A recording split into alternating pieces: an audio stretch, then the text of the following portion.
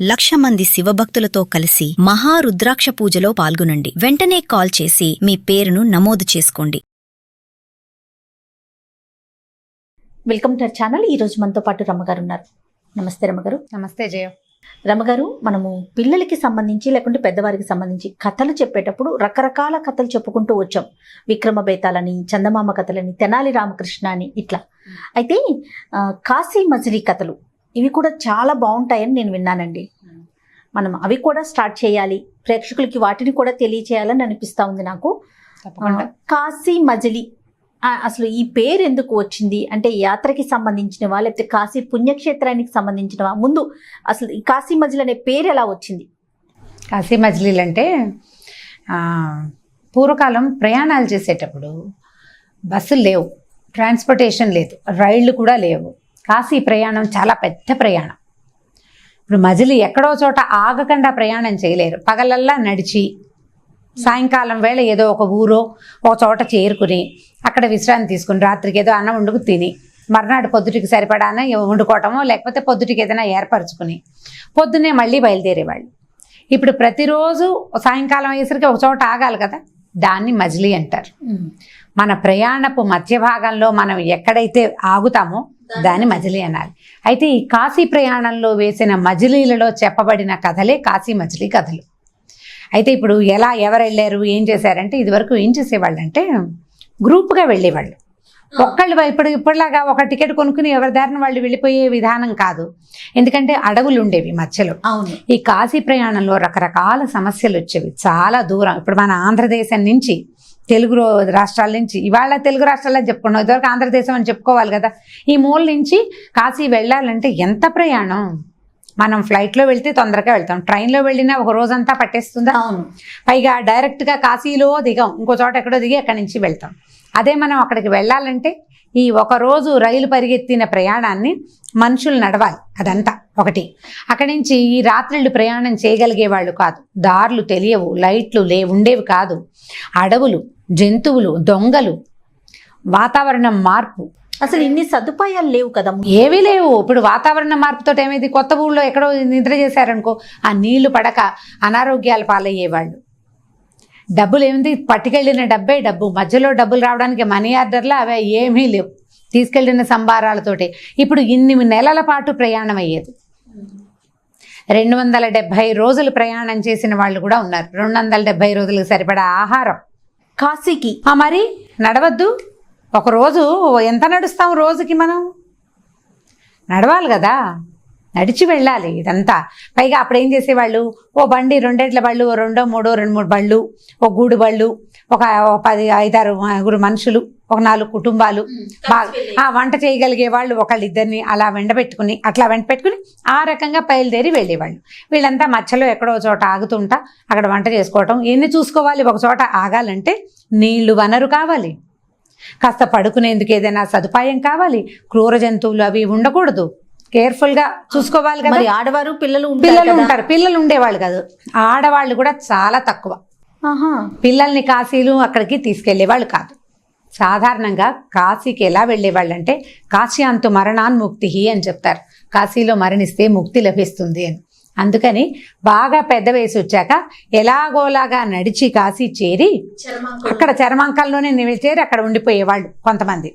ఒక రకం తండ్రులు కానీ ఎవరైనా పరమపదిస్తే ఇంట్లో పెద్దవారు వాళ్ళ అస్థికలు తీసుకుని వెళ్ళేది ఒకటి. వెళ్ళి మళ్ళీ తిరిగి వెనక్కి రావాలి కదా.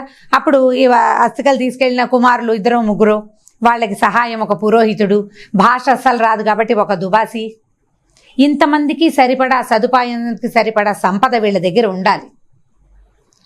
ఎన్ని రకాల ఇబ్బందులు ఇంత ప్రయాణం చేయాలంటే. అట్లా ఈ ప్రతి చోట ఆగిన ప్రతి చోట అక్కడ కనపడిన వింతలు విడ్డూరాలతోటి ఒకటి అక్కడేదో కనపడింది, ఆ ఊరేమిటి, అదేమిటి, ఆ ఊరి కథ, అక్కడేదో ఒక విషయం కనిపించింది, ఓ చెరువో, ఓ బొమ్మో, ఓ విగ్రహమో, ఒక తోటో ప్రత్యేకంగా, దాని గురించిన విశేషాలు చెప్పేది ఇంకొకటి. ఇప్పుడు మెయిన్ కథ ఏంటంటే కాశీకి ప్రయాణము మెయిన్ కథ. ఉపకథలు బోల్డ్ అని వస్తాయన్నమాట, చిన్నవి. ఇవన్నీ గొలుసు కథలు, ఒక కథలో నుంచి ఇంకో కథ, ఓ కథలో నుంచి ఇంకో కథ, అట్లా వస్తూ ఉంటాయి. సీరియల్ లాగా చేయాలి దీన్ని. ఓకే. ఇప్పుడు కొన్నిసార్లు ఏమవుతుందంటే ఓ కథ ఈ ఎపిసోడ్లో మొదలైందంటే ఈ మజిలీలో మొదలైన కథ ఈ మజిలీలోనే ఎండ్ అయిపోతుంది. ఒక్కొక్కసారి ఈ మజిలీలో మొదలైన కథకి ఎండింగ్ తర్వాత 6-7 మజిలీల తర్వాత ఎండ్ అవ్వచ్చు. ఆ రోజు నేను చెప్పానే ఆ కథ తాలూకు విషయమే ఇది అని మళ్ళీ 7-8 మజిలీల తర్వాత కూడా వస్తుంది. కథలు గుర్తుపెట్టుకోవాలి. అప్పట్లో ఏంటంటే ఇది చాలా పురాతనమైందని చెప్పాం కదా. ఇది రాసిన వారు మధిర సుబ్బన్న దీక్షితులు గారిని ఒక కవి గారు. దీని తర్వాత భాగం వాళ్ళ అబ్బాయి కూడా రాశాడట. 1930s దీన్ని రాజమండ్రిలో ప్రింట్ చేశారు ఈ పుస్తకాన్ని. 30s. అయితే ఈ పుస్తకం దొరుకుతుంది ఇప్పటికీ. మొదటి కాలపు భాష కొంచెం బరువైన భాష, చదవలేకపోతాం. తర్వాత కాలంలో వారావీర ఎవరెవరో మంచి అంటే పండితులు తెలుగు బాగా క్షుణ్ణంగా చదువుకున్న వాళ్ళు వ్యావహారిక భాషలో కూడా అందించాలని కొంత ప్రయత్నం చేసి కొంత సులువైన భాషలో, అది కూడా ఈ రోజుల వాళ్ళకి టఫ్గానే ఉంటుంది.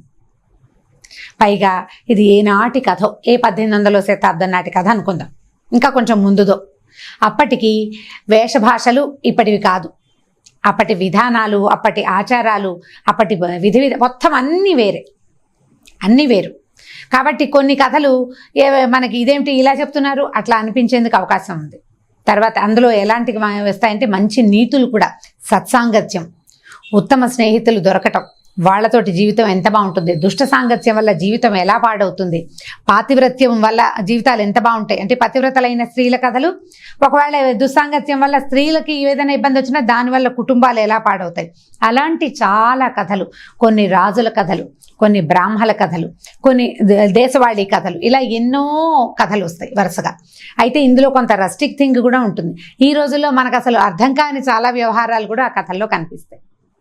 సులువుగా కొన్ని కథలు మనం ఈ లైన్ ప్రకారం చెప్పుకుందాం. అంటే ఈ ప్రయాణమే. ఓకే అండి. ప్రయాణంలోనే వాళ్ళకి అక్కడ ఏదో ఒక వస్తువు, ఒక విషయం కనపడింది. ఒక కీలు రథం కనపడుతుంది.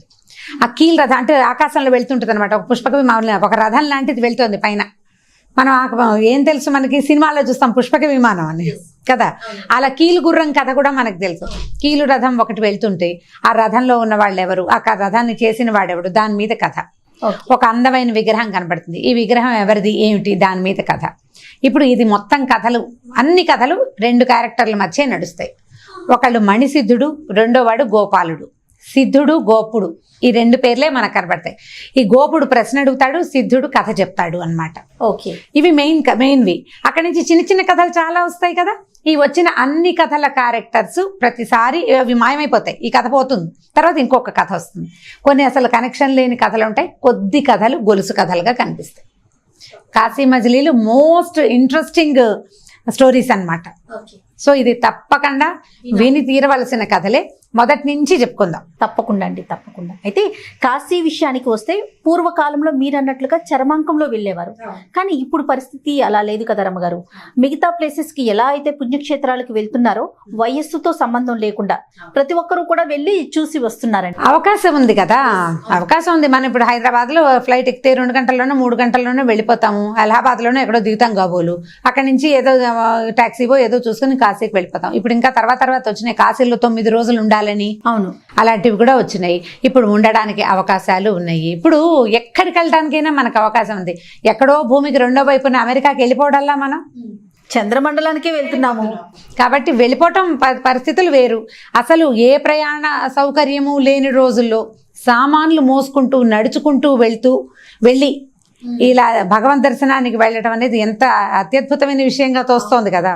కాబట్టి ప్రతి మజిలీకి కొన్ని కథలు చొప్పున కొన్ని కథలు చెప్పుకుందాం. ఇది ఇవాళ నుంచి స్టార్ట్ దీని సంగతి. Right. Thank you so much రమ్మగారు. నెక్స్ట్ వీడియోలో మనం ఒక కథతో వెళ్దాం. అలాగే, నమస్తే.